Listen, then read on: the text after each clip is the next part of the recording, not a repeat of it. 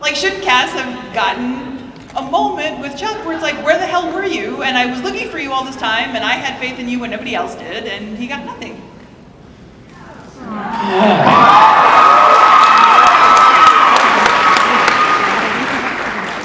Well,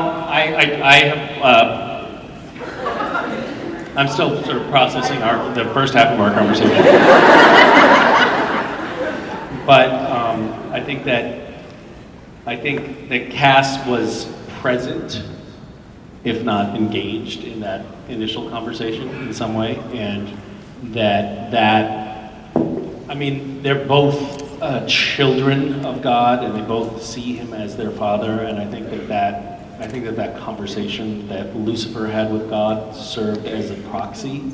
I think that when you're telling, a story like that, you can't have the same cathartic conversation twice and not really have a serious dive in ratings.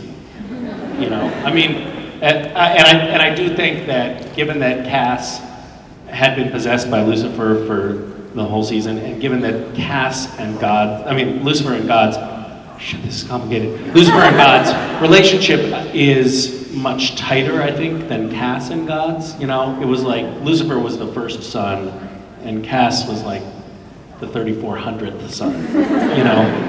So I think that having that conversation between Lucifer and God was more appropriate than between Cass and God for the narrative of the show. Understood. So, thank you so much. Thank you. Hi, I'm asking for my friend, but how do you think Cass got the job at the Gas and Sip? Like, he didn't have any previous work experience. Good point. Like ID, nothing. Last name. Place to Social live. Security. Yeah. Oh my God. So that's interesting to note that the Gas and Sip in the supernatural universe clearly hires illegals. Good to know. Trump is going to crack down on that. Thank you. Good. Thank you for pointing that out. Hi. Hi, my name is Jessica. Hi, Jessica. I was wondering, by the way, your performance as Lucifer was absolutely amazing, mind-blowing. I like it. It's now turned into one-upmanship. I was wondering what your thoughts were when you were reading the script about playing this role. Like, what were your initial thoughts? Well, initially I thought, oh shit, because Mark Pellegrino had done such a great job with that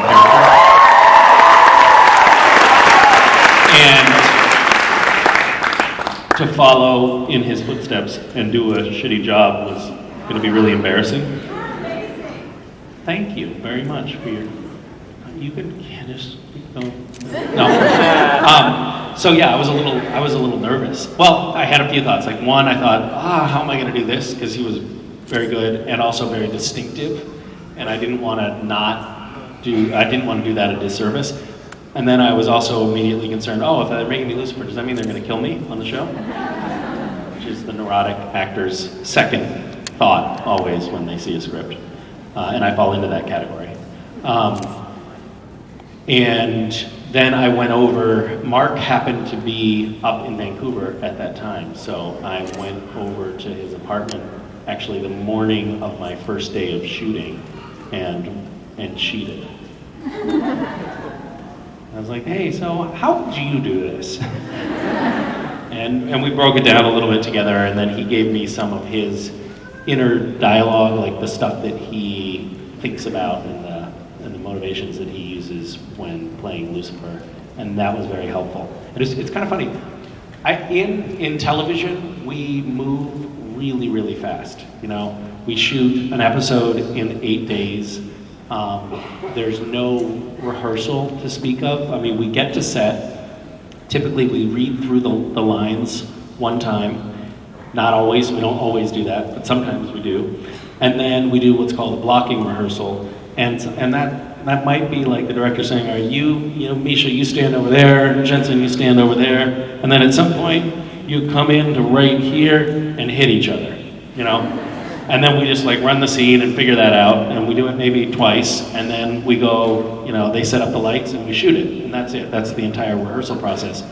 So it's very fast, and everybody is expected to come to set kind of knowing their stuff, and we don't do a lot of processing or talking about characters' feelings or things like that. And if somebody does want to talk about that stuff, we just laugh at them.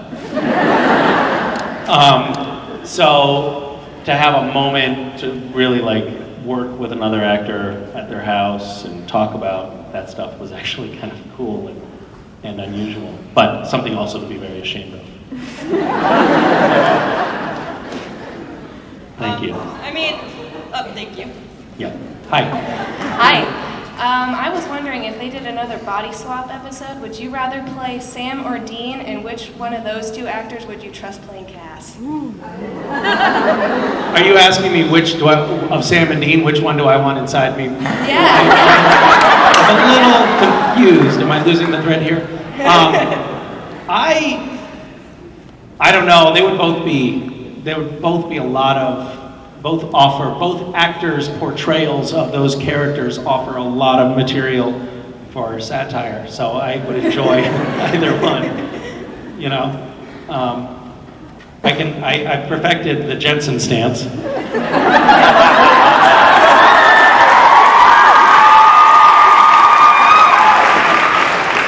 Pretty good, right? You didn't see it because I was in profile. That's what I did. I have a Tumblr account, so I see it a lot. You have a Tumblr account? Yeah, I see it a lot. Shame on you. How's life on Tumblr these days? Oh, it's interesting. Yeah? How many hours a week do you spend on Tumblr? Not that many because I have a job. You have a job? Yeah. Oh, I'm sorry. Yeah. It's better than not making money. I guess so. That's a glass half full perspective. Good for you. Yeah. I started a Tumblr. I opened a Tumblr account because we did this like Tumblr thing to promote Gishwiz earlier this year, and it was fun. And it was a little scary because I know there's a lot of stuff going on Tumblr that I'm not supposed to see. I'm on Tumblr. Try not to look. Once you see it, you can't unsee it. It's actually true. I remember when I first got on Supernatural, and it was at that point where it was like my character was maybe the writers were like, yeah, it looks like people are responding well, and maybe we could make something of this character's arc. We might add a couple more episodes. And so at that point, I was checking online a fair amount to see like, what is the fan response? Does it look like my chances of, keeping this gig for a little while longer are looking good? And I accidentally came on this page at that point, if you'll pardon the expression.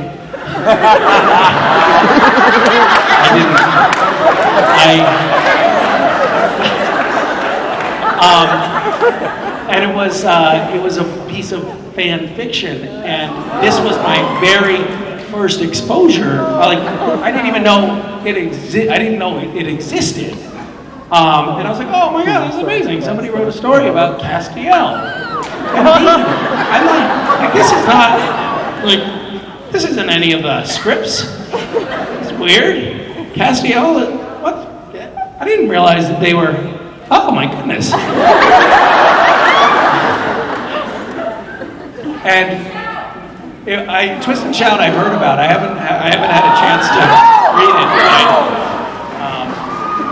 I probably won't. But I remember being like, whoa, holy smokes, Cass.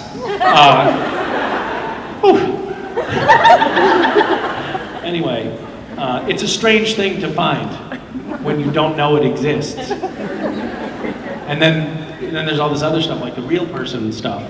And then there's stories with my name in them that I didn't know about either.